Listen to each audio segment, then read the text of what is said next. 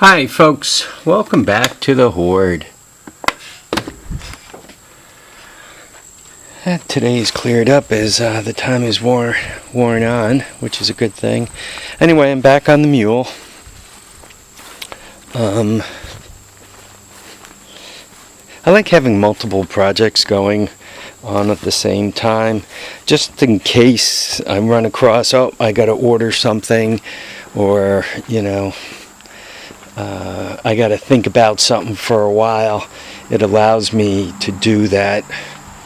So what I've done is, at this point, I've fitted the new frame under the old frame. I had to do quite a bit more cutting, right? I had to finish cutting that out of there and that out of there here, right? I wanted to get all that material out of the way. And I've set up this frame, the new frame, such that it goes under this bar and that bar. And if you take a look here, right, you could see I think you can see the subframe, which is, let's see, right there, right, and that goes underneath both. So I got to bolt it up. You can see I have the jack kind of pressing it up against the bottom of the Mule. So I'm happy with that. And it's continuous from front to back. I'm gonna put a little more pressure on it and lift it up a little more, and then I'm going to lift the back up a little more, so I know it's solid and it's where I want it to be. Right now it's all set up. I used kind of a 2x4 and slid it down here and then down from there in between, and made sure the tires are where I want them to be and all that. And once I did that, I wanted to make sure that this was lined up to go to the end of the frame. So I got all that stuff. What I have to do next is what I'm going to do is run plate straps. So strap, and then a plate across this thing. So it's going to be strapped and plated basically 2, 4, 6, 8 times, right, for the corners. Between here and there, I'm going to have the those uprights go down. I'm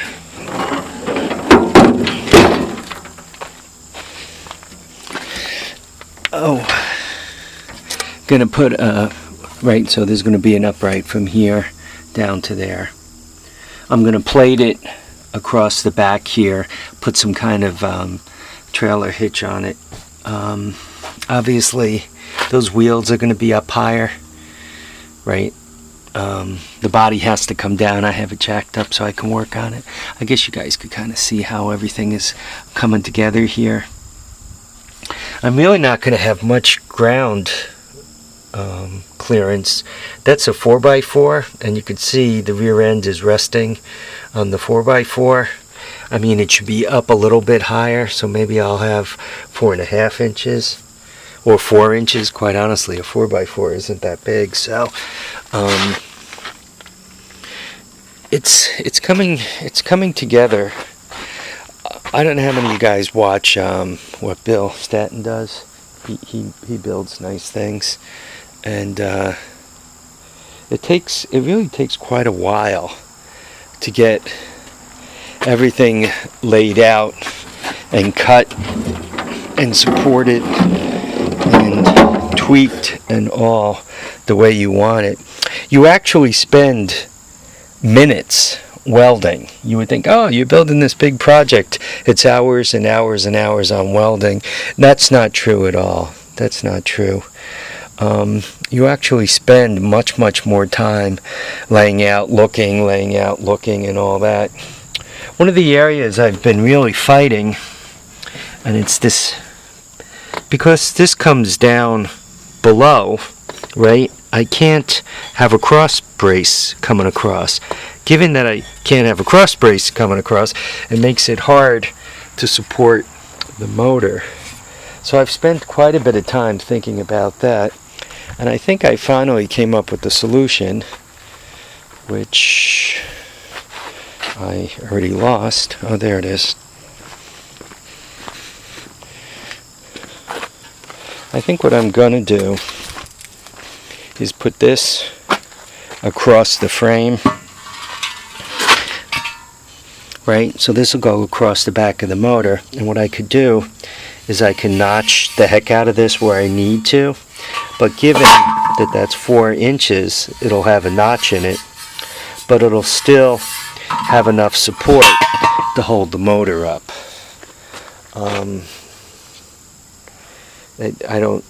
I don't think it'll fold, and also given the way the torque converter is formed there, I think it's gonna, the back wall might be complete, and even part of the top might be complete. I think I'm just gonna have to notch it here, right? That's what I'm hoping. And even if after I notch it I have a little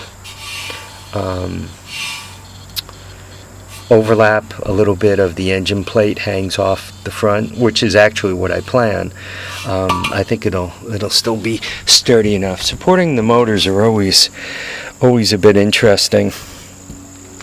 Sometimes you feel like you got to hang the motor out in space. You know, you set up the back motor mounts, and you have no front motor mounts. I don't know if any of you guys have dealt with these people. I don't know if this thing is made in the US or not.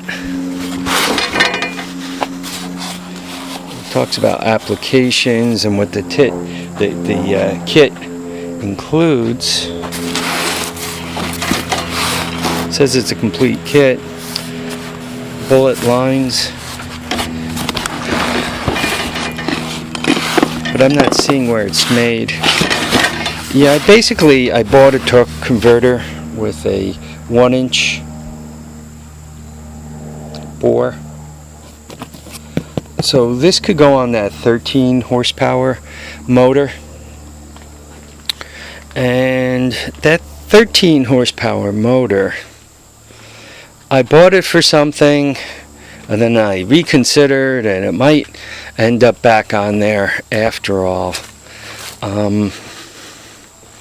What I wanted to do is set up that 13 with a torque converter on this thing, right? It's got a big O-nins on it. I was going to pull the O-nins off, put the 13 on there with the torque converter, and set this thing up for plowing. Those of us who deal with snow, you realize that you have different snow situations to deal with. The 1, 2, 3, 4, 5, even 6 inches, if it's relatively fluffy, you can push it with almost anything. And it's quicker to push, to plow, especially if you can plow it at a decent speed, which really pushes it way off the driveway, right? It goes rolling off the driveway. So you got that situation. Then you got the real snows, 8, 12, 14, 16 inches, especially if it's heavy. Now you really kind of need a snow blower or a tractor with kind of a loader situation, because unless you have a lot of space to put snow, you're kind of fighting it. Anyway, so I got a deal on the torque converter. I figured I'd pick it up while I could. I not only have that engine, but I also have a big Kohler V-twin. It's on a cart over there. You could kind of see the exhaust system off of it right there. I think that's it, right? right there. You could see the exhaust on it. It's a big Kohler V-twin. I think it's 22 horsepower. That motor, which probably weighs about 120, 130 pounds, on that tractor would make an amazing snow pusher also.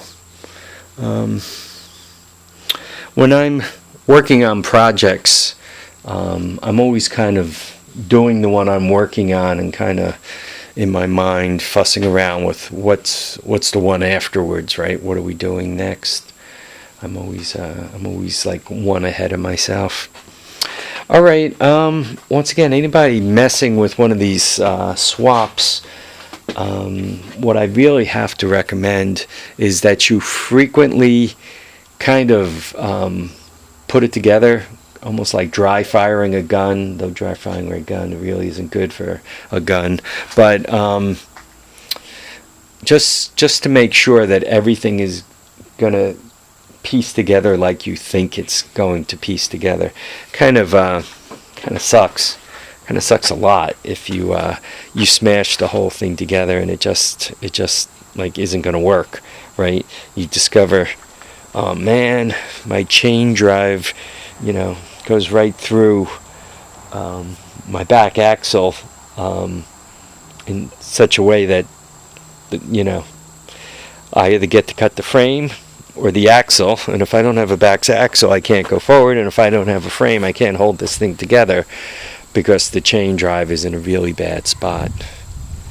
Alright folks, I really want to thank you guys for watching and commenting and subscribing. Remember to keep your feet down, keep your head up, and try to have more than 2 wheels on the ground, eh? Bye now folks.